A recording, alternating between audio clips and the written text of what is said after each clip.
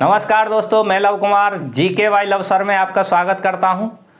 आज आपके लिए दूसरा चैप्टर लेके आए हैं, राजस्थान के पुरातत्व स्थल, उसका दूसरा चैप्टर है। और आपकी जो सभ्यता है राजस्थान हिस्ट्री की, एक चैप्टर है आहट सभ्यता। इससे पहले मैंने कालीबंगा सभ्यता करा दी है और वर्तमान में अब बात करने वाले हैं आहट सभ्यता। देखते हैं, चलो। ये जो आहट सभ्यता है उदयपुर से 3 किलोमीटर आगे आहट गांव में ही है और नदी का नाम है आयड़। ध्यान देना, ये जो नदी है आयड़ नदी, ये गोगुंदा की पहाड़ियों से निकलती है। कहां से निकलती है? गोगुंदा की पहाड़ियों से। ये जैसे मान लो यहां से ये गोगुंदा की पहाड़ियां हैं और यहां से ये नदी निकल रही है, इसका नाम है आयड़ नदी।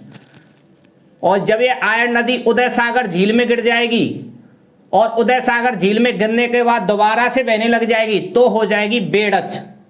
कौन सी हो जाएगी? तब हो जाएगी बेड़च। और ये बेड़च आगे चल के बनास में मिल जाएगी। तो यहां ये देखना है कि ऑप्शन में क्या है। तो सबसे पहले आयड़ करके आना है।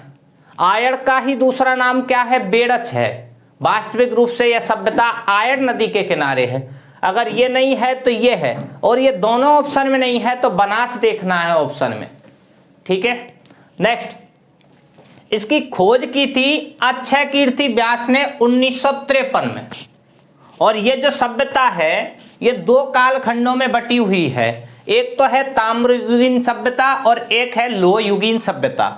नेक्स्ट बात कर रहे थे कि भाई इसका उत्खनन किसने किया है? उत्खनन होता है ऊपर से खुदाई करना। उत्खनन किसे कहते हैं? ऊपर से खुदाई करना। और ऊपर से खुदाई करने में 2 बार उत्खनन हुआ है। और 2 बार उत्खनन करने में एक तो है RC अग्रवाल। कौन है? RC अग्रवाल। इसका पूरा नाम लिख दिया है मैंने, रतन चंद्र अग्रवाल। 1954 से 56 के बीच में किया है इन्होंने। मैंने यहां पर 56 ही दे दिया है क्योंकि कुछ किताब में कुछ है 54 है, 55 है, 56 में, इसलिए 54 से 56 के बीच में आपको डेट मिल जाएगी। ये है HD सांखलिया। कौन है ये?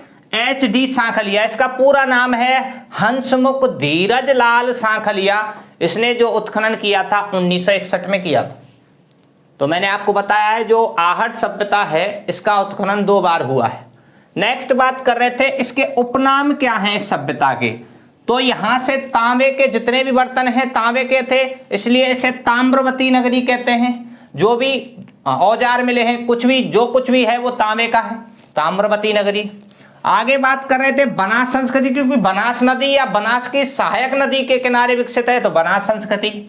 आगाटपुर, यहां आगाटपुर किसे कहते हैं? ये जो आयड़ नदी मैंने कराई है इसके आसपास का जो क्षेत्र है वो क्या कहलाता है? आगाटपुर कहलाता है। स्थानीय भाषा में इस सभ्यता को धूलकोट कहते हैं। मतलब उदयपुर में स्थानीय भाषा में वहां इसे धूलकोट कहा जाता है। धूलकोट होता है एक प्रकार से टीला, मिट्टी का टीला, मिट्टी का ढेर। इसे महासतियों का टीला भी कहा जाता है। महासतियों का टीला भी कहा जाता है। नेक्स्ट बात करें, यहां से हमें लाल और काले मृदवाण मिले हैं, इसलिए इस सभ्यता को लाल काले मृदवाण वाली सभ्यता कहते हैं। और ये जो लाल काले मृदवाण वाली सभ्यता है अंग्रेजी में ब्लैक एंड रेड कहते हैं, जो कि लोह धातु के प्राचीनतम साक्ष्यों के लिए जानी गई है। ठीक है, नेक्स्ट। यह जो सभ्यता है 4000 वर्ष पुरानी है। इसका मतलब इसका जो जन्म हुआ था वो 2000 ईस्वी पूर्व विकसित हुआ था। एक बागौर सभ्यता और है इसके समकालीन। बागौर सभ्यता भीलवाड़ा और आहट सभ्यता उदयपुर दोनों ही समकालीन हैं, परंतु राजस्थान की सबसे प्राचीन जो सभ्यता है वो है गणेशर सभ्यता सीकर। नेक्स्ट, यह सभ्यता 8 बार तो बनी और 8 बार उजड़ी। नेक्स्ट, आगे बात कर रहे हैं, यह सभ्यता ग्रामीण सभ्यता है और जो सत्ता थी वो पितृ सत्तात्मक थी। जबकि मैंने कालीबंगा सभ्यता में आपको बताया था कि कालीबंगा सभ्यता नगरीय सभ्यता थी और मात्र सत्तात्मक थी।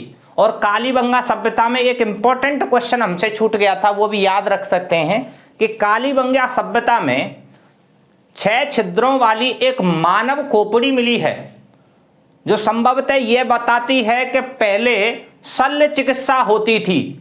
यह बात किसके बारे में बताया मैंने? कालीबंगा सभ्यता के बारे में। तो शल्य चिकित्सा के साक्ष्य कहां से मिले हैं? कालीबंगा सभ्यता से। नेक्स्ट बात कर रहे हैं, इस सभ्यता से हमें किस चीज की जानकारी मिलती है, मतलब यहाँ के जो लोग हैं किस चीज से परिचित थे? तो यहाँ के लोग फसलों में कौन कौन चीजों को जानते थे? चावल, और चावल को अगर मैं उसके छिलके सहित कह दूं तो उसे धान कहते हैं। तो चावल और धान से परिचित थे, गेहूं से परिचित थे और ज्वार से परिचित थे। बाजरे से परिचित नहीं थे, ध्यान देना यहां पर, कल को बाजरा ऑप्शन में आ जाए तो बाजरे से परिचित नहीं थे।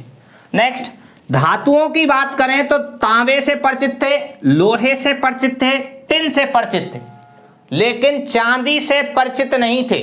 ध्यान देना, मैं जिन चीजों पर फोकस कर रहा हूं वो सारे के सारे एग्जाम में आए हुए हैं। कोई महिला पर्यवेक्षक में आया है, कोई सेकंड ग्रेड में आया है, कोई कुछ और में आया है, ये सारे के सारे आए हुए हैं, इसलिए मैं इतना ज्यादा फोकस दे रहा हूं।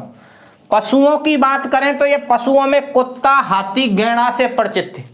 नेक्स्ट बात करें कि यहां से हमें 6 तांबे की मुद्राएं मिली हैं और 3 मोहरें मिली हैं। ये जो मुद्राएं हैं वो किस देश की हैं ये भी मैं बता दूं, ये यूनान देश की हैं। कौन से देश की हैं? यूनान की मुद्राएं हैं।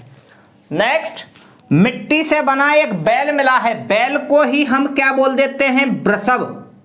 क्या बोल देते हैं? वृषभ मिला है, उसका नाम दिया गया है बनासियल बुल। तो बनासियल बुल किसका नाम दिया गया है?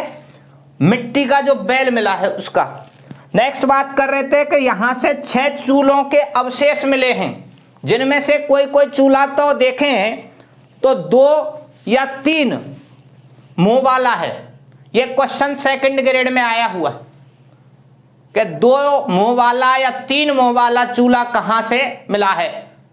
एक सिलबट्टे के साक्ष्य भी कहां से मिले हैं? ये भी यहीं से मिले।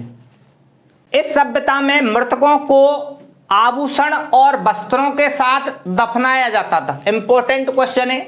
और मृतकों को जो आभूषण से दफनाया जाता था, आभूषण किसके होते थे? मिट्टी के बने होते थे, या कौड़ियों के होते थे, या सीप या मूंगा के बने होते थे आभूषण। और वस्त्रों की बात करें तो वस्त्र जो होते थे, अधिकांश वस्त्र सूती वस्त्र थे। कैसे थे? सूती। नेक्स्ट बात करें, बिना हत्थे वाले जलपात्र मिला। बिना हत्थे वाला जो जलपात्र मिलता है वो ईरान में मिलता था। तो यह दर्शाता है कि इस सभ्यता के संबंध ईरान देश से थे। नेक्स्ट बात कर रहे हैं कि अनाज रखने के मृदवाण मिले हैं। हमारे यहां इसे भरतपुर साइड में कुठीला कहते हैं। तो अनाज रखने के जो मृदवाण मिले हैं उसके उन्हें गोरे या कोठे या ओवरी कहा जाता है। ये जो गोरे शब्द है ये शेखावाटी में कहा जाता है, और कोठे या कोठ उदयपुर में कहते हैं, जबकि ओवरी इसे मारवाड़ी में कहा जाता है। नेक्स्ट, गोपीनाथ सभ्यता का विनाश जो मानता है वो प्राकृतिक प्रकोप से मानता है।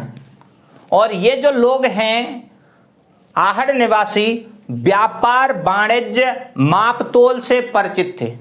इतना मैंने बता दिया है। हालांकि ओजियाना भीलवाड़ा से भी आहड़ सभ्यता के अवशेष मिलते हैं।